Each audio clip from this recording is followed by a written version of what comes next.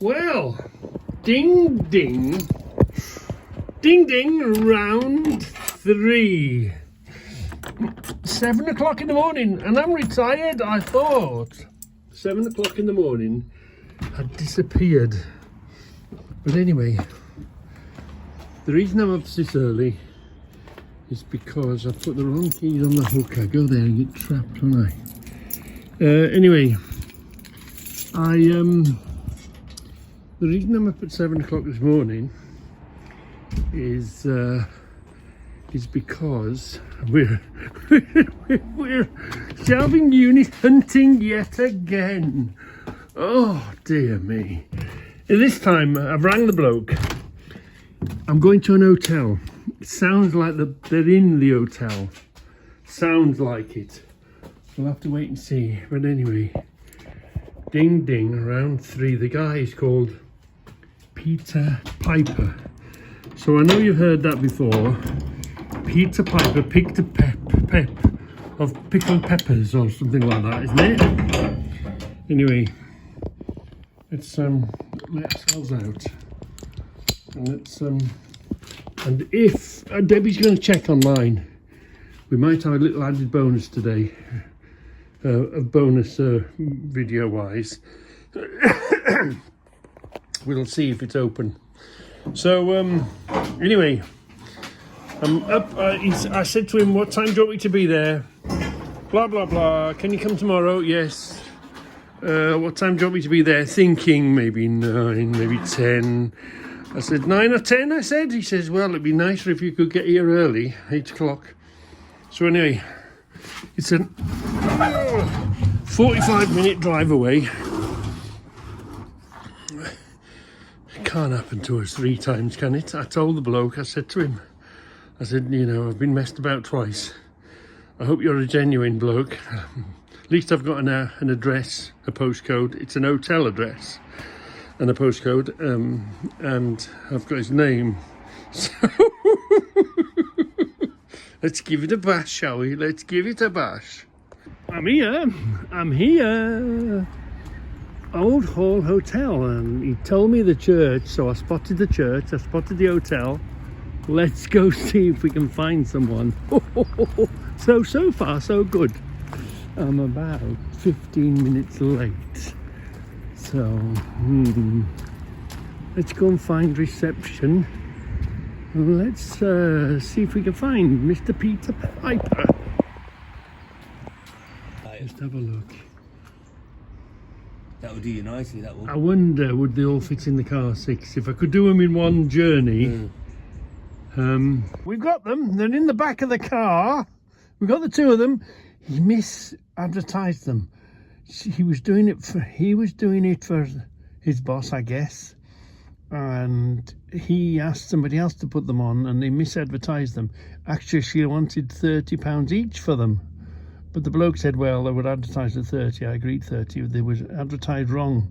So anyway, I paid 30 quid for the 2 of them. I'm having a fantastic day.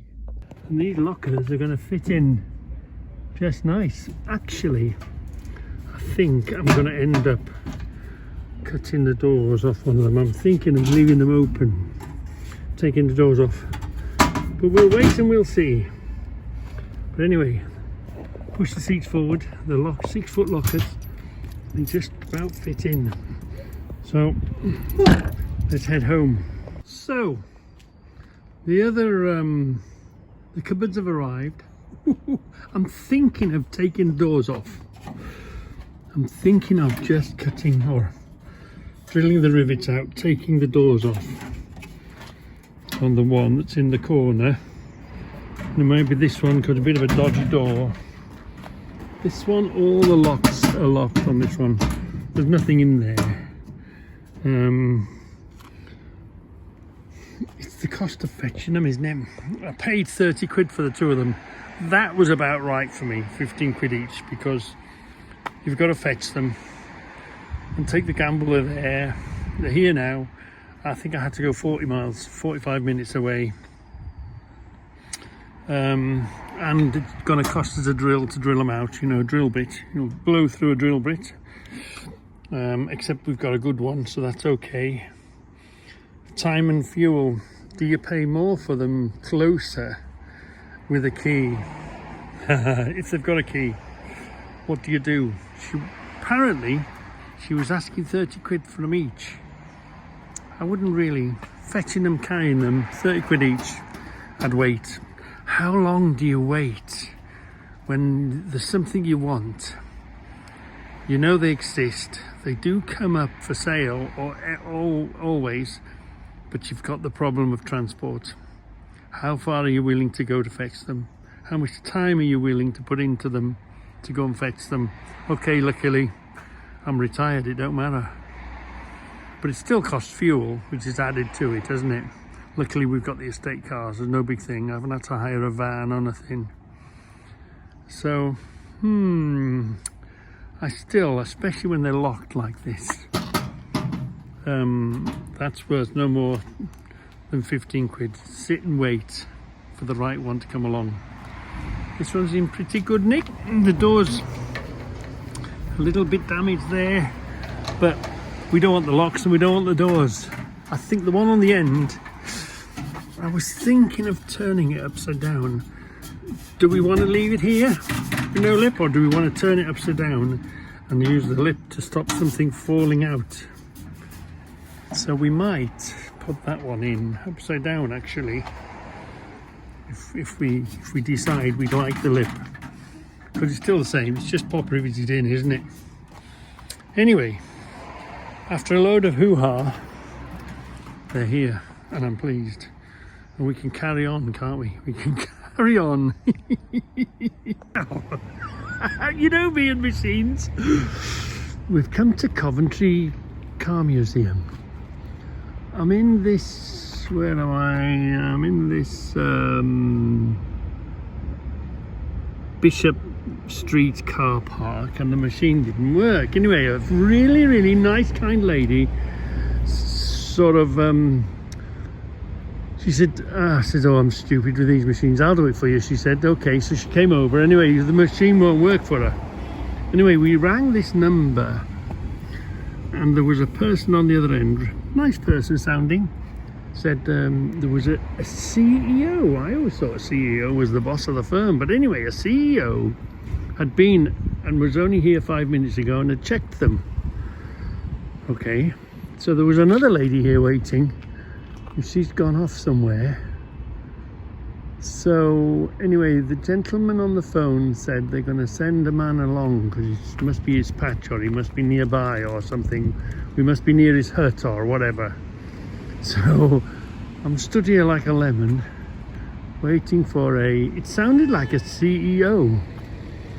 Anyway, a car park here, a man in a yellow coat. I'm waiting to find a man in a yellow coat to come and see if we can operate this damn parking meter machine. Yeah, and I'm by machine and pay by app. Haven't got a clue. Hey, you just stick your money in, put your PIN code in, and off it goes, doesn't it? But anyway, I'm completely baffled by these things. Something I'm going to have to learn, because Debbie generally sorts everything. I wouldn't have a clue how to work it. So anyway, I've got to wait a while. Not just me, there's two gentlemen there stood by a parking meter. They've been sort of loitering and moving around and looking at their phones and sort of looking down at the machines. Maybe it's a man thing, I don't know. So maybe the machines don't want to play today. Oh, the man turned up straight away, and I said to him, who don't think it's working, and he said, right, this machine is cash, this machine is card. Let's just go back to it. This machine on the left was cash, and this machine was card. Not that I knew a damn thing about it. Anyway, he just simply did it with no PIN number, nothing, no registration number, no nothing. Just make sure your ticket is upwards, he says. So I thought, well, I'll have 3 hours. Anyway, really nice parking meter man, really helpful. There was another lady there that he helped, and another lady said something, Ringo, There's lots of different ways of paying. Anyway, the parting gesture from the parking man said, remember, parking meter people are nice. And yes, he was absolutely fantastic. He said, I can't do it for you. So I said, I'll give you the card, I'll give you the PIN number, I'll give you the registration. He says, I can't do it for you, but I can show you what buttons to press.